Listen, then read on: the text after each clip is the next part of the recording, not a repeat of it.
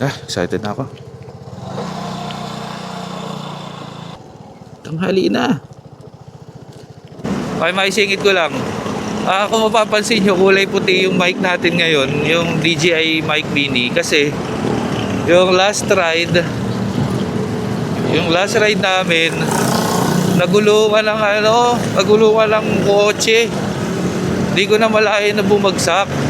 Sinabihan na ako na may nalaglag, hindi ko napansin, iba yung pagkakarinig ko. So nung nalaglag siya, nagulungan, wala, as in, nayupi, hindi na siya nag-on. Na-damage yung battery. Wala na ako halos ang pakinabangan.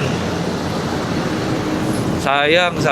Kasi pampalit ako sana yun kaya dalawa yun Ngayon, bumili ako ng mic mini lang, yung wala yung pinaka-charger. So, ano lang siya, mic mini, yung unit, may charger naman pero maliit lang na charger, wala na yung receiver. So, yun talaga yung pinili ko, yung mic mini na yun, kasi para magagamit ko pa rin sa charge yung fit pa rin dun sa charging niya. So, fit naman siya. Pinili ko na lang yung puti para at least di-distinguish ko kung alin doon yung luma na mic at saka kung alin doon yung bagong mic, di ba? Yun lang, kaya lang ginawa ko lang siya puti. Maganda rin naman yung puti, pero let's say medyo pangit yung pagkaputi niya na parang mukhang plastic na plastic. Hindi ko kukunin yung puti na yun, magbablock pa rin ako.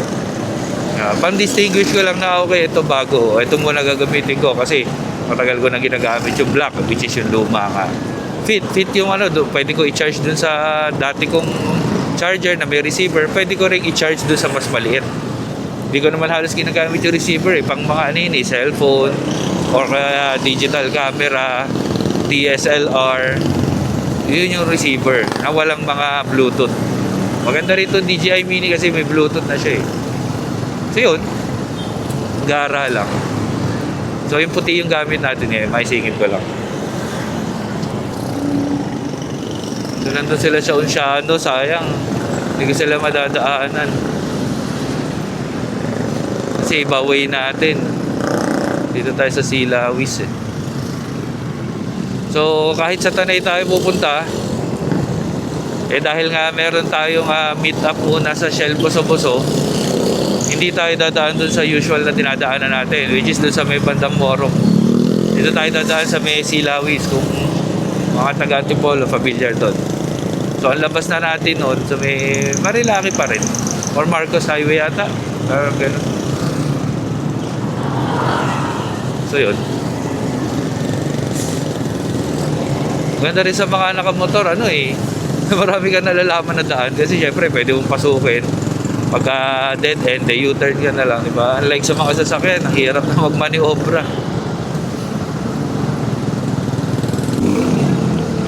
Medyo nagahan natin yung punta doon. 6:30 kasi yung call time ng meet up, pero 7:30 yung ride out. Medyo nagahan natin para makapagpahinga rin tayo doon tsaka makapagkape. Na lang tayo magkakape sa Shell. May baon naman tayo para syempre 1 hour din yung biyahe natin. Hindi tayo antok-antokin. So pagdating natin doon sa destination, kape ulit.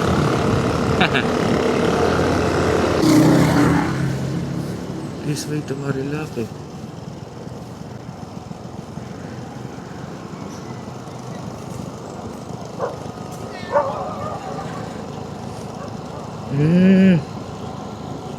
Ito yung Malubak. Dito nga yun.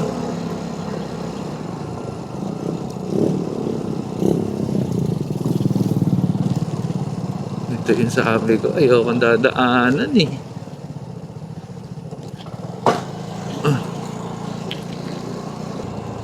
Malubak dito. Maganda na yung kalsada.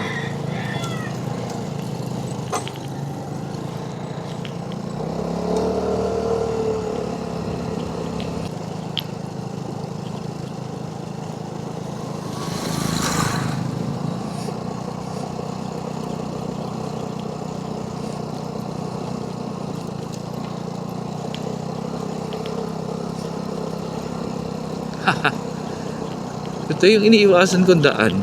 Dito rin ako dinaan. Wala eh, dito na tayo.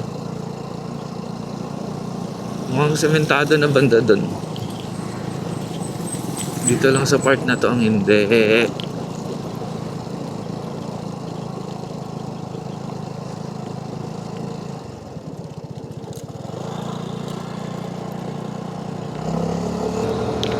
Maganda nga naman dito.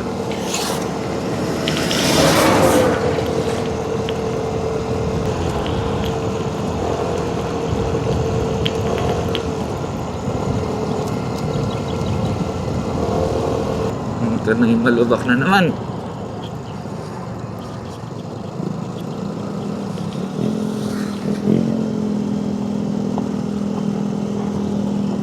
Kamali ka dun. 2 days ka na dyan pag nagkamali ka. Okay, exciting part.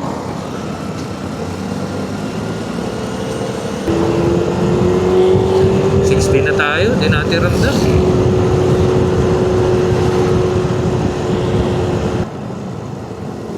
Oh, eto na. Ito na sila.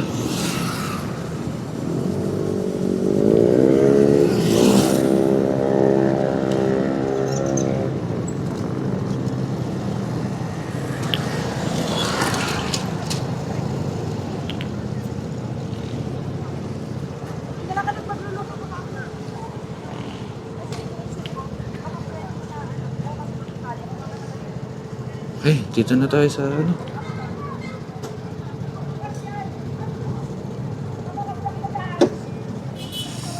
Tanggal muna tayo.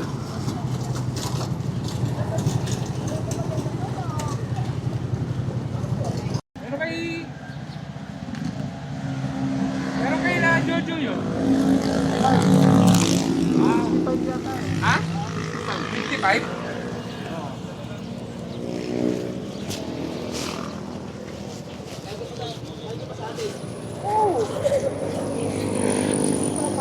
Gear up na, gear up.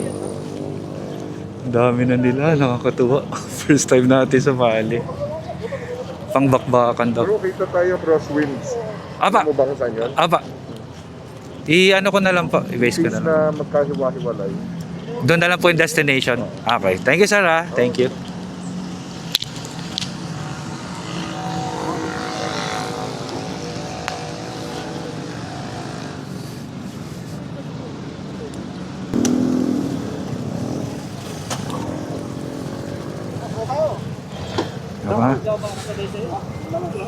Wala po sana mangyari sa amin masama.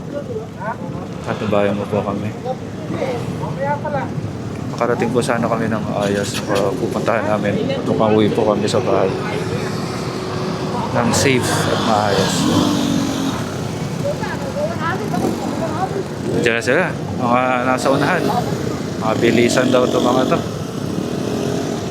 Let's go, let's go. Saya. Hindi ko alam kung makapag-topic tayo dito kasi busy.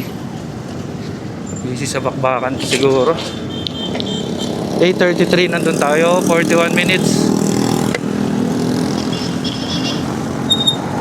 Ang bilis mag-gear up.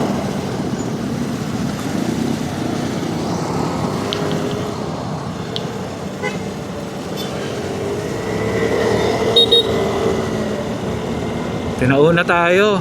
Kasi alam nila, rarat-rat yung mga yan.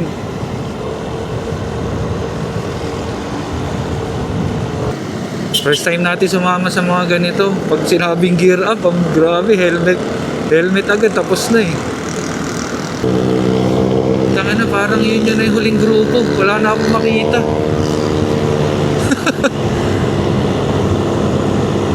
Oo nga. Parang last group na yun. Again, tayo yung huli. Kaya maganda yung kulay, oh.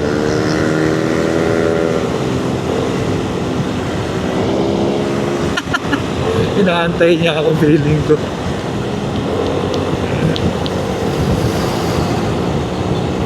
Saka na ba't ganun? 80 na ako, nasa huli pa rin ako. Kahit safe pa rin tayo. Okay lang, experience.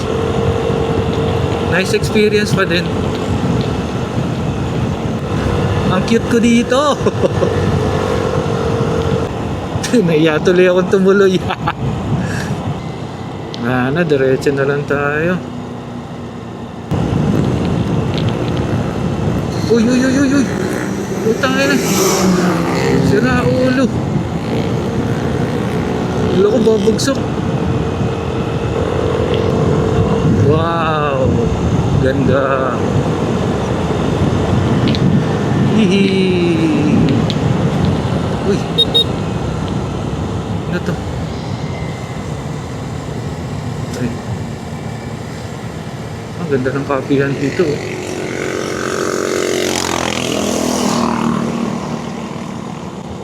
Ang dami rin magaganda dito.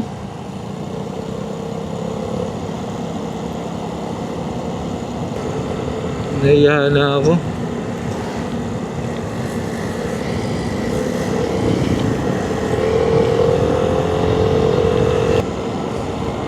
Dito na tayo.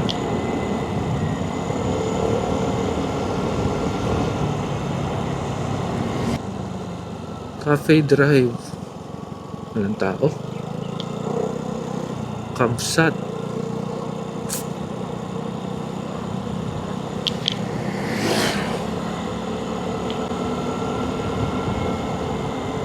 Ito yung Kamsat.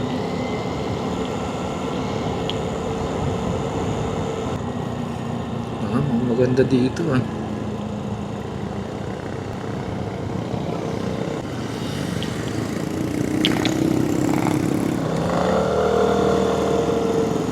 Uwian na. Hindi tayo nakahabol sa kanila. Nahiya na tayong tumuloy. Kasi baka kanina pa sila nandun, tapos pagdating natin tapos mag-uwian na sila, di ba? Kaya naman. Kailangan naman antayin pa nila ako. Pagdating ko, alisan na din. Although siguro naman magtatagal sila dun. Di bale, may mga nakilala naman tayo. Yun naman yung goal natin. To make friends. Di ba? Pero ang lulupit para first time natin sumama dito sa group na to. Pero iti-take ko to na hindi siya negative experience, di ba? Lesson learned. Think positive pa rin tayo, good experience pa rin. Namit natin yung mga malulupit na tao. Nakakita tayo ng mga malulupit na motor, na experience natin kung paano sila mag-drive. Kaya pala nag-upgrade sila ng mga pang-ilalim, pang-gilid, mga gulong, di ba? Para dun yun. Pero ang lupit ng mga motor nila. Gigets ko na yung mga setup na panggilid, mga bola, etc.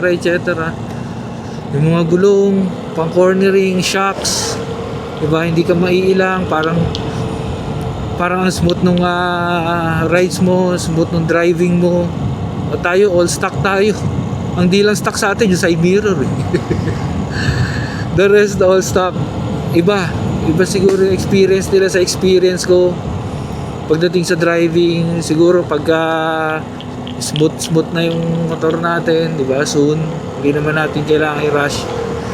Step by step, one at a time, hindi natin kailangan biglain.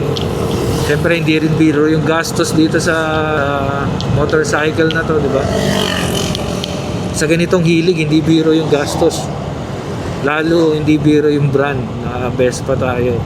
Hindi rin biro yung mga kasama natin, di ba? Malulupit. Nagigets ko na. So, parang ano din, parang pagbabasketball din eh. Yun yung bigla akong naramdaman na hindi ka magi-improve kung hindi ka makikipaglaro sa magagaling na basketball player. So feeling mo okay ka na, pero pagka naka-experience ka ng magagaling na players, biglang mag-a-adjust yung galing mo, biglang matututunan mo yung saan ka nagkamali, kung saan ka may kulang. Ganun yung natutunan ko dati sa pag-basketball. Oo nga, no? Parang bigla kang gagaling kung magagaling yung kalaban mo. Ganun din sa pagmumotor. Grabe. Lagi na lang, kasi yung kami-kami lang naman yung magkaka-rides eh. Pinsan, kakilala, jowa ng mga pamangkin. Nag-aantayan. Pero iba pala labanan pagka naka-set up na yung mga motor na kasama mo. May iwanan ka talaga. Masaya experience para sa akin. Na yun, nabanggit ko nga, para siyang basketball. Sa cornering, hindi naman ako nag-50-60 sa cornering. Pero syempre, mag-a-adjust ka ng speed mo dahil alam mo, hindi mo na sila makita. Parang ang lapit, nasa umpisa pa lang kayo ng rides, ng journey, naiwanan ka na. Eh syempre, lalayo pa ng lalayo yun, di ba? Nasa kalagitnaan kayo ng rides, lalayo pa sila ng lalayo. So ikaw kailangan mo bilisan, kailangan mo mag-adjust. Kailangan nag-a-adjust din yung ano mo driving mo Tapos nagulat ako yung mga banking, yung mga cornering ko, nagiging smooth na. So yun yung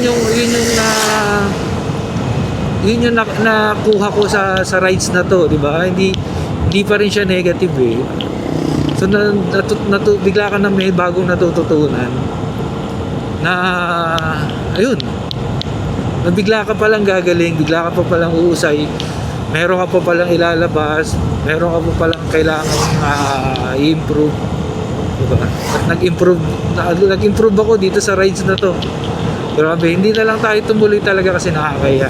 So siguro kung may kasama ako, hindi ako mahihiya na pumunta. Pero syempre, hindi rin naman nila pwedeng hintayin ako ng hintayin pa, di ba? Parang bagalan nila para sa akin. So para sa akin, sa sarili ko, kailangan kong i-improve yung part na yun para hindi nila ako masyadong intindihin, di ba? Para lang doon, hindi sila mag-a-adjust. So ako yung mag-a-adjust. In a way, nag-adjust ako, di ba? Nag-improve yung riding ko in a good way. Natuwa ako doon dahil 50 to 60 cornering, not bad. Nag-improve ako doon, di ba? Yun. Sana makasama ulit ako sa susunod. Hindi lang sa ganito, sa mga coffee, di ba? Malupit kayo. Uy! Hindi ako makaget over. Malupit talaga yung group na to. Oh, yun, dito yung daan namin, nag-infanta kami, nagsampalo kami, naalala ko na to. Good experience eh.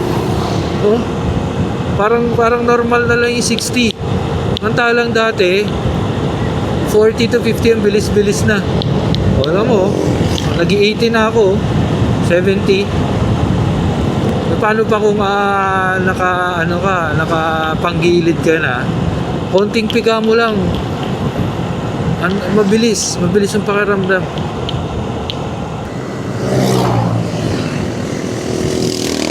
Kaya dun sa kay Sir J, sabi pagka nagkahiwa-hiwalay daw, dun pa rin yung destination. Kasi hindi ako tumuloy. Sorry Sir J. Nahiya lang talaga ako. Next time, sana makapagkwentuhan pa tayo ng matagal. Sa mga iba pang kagrupo.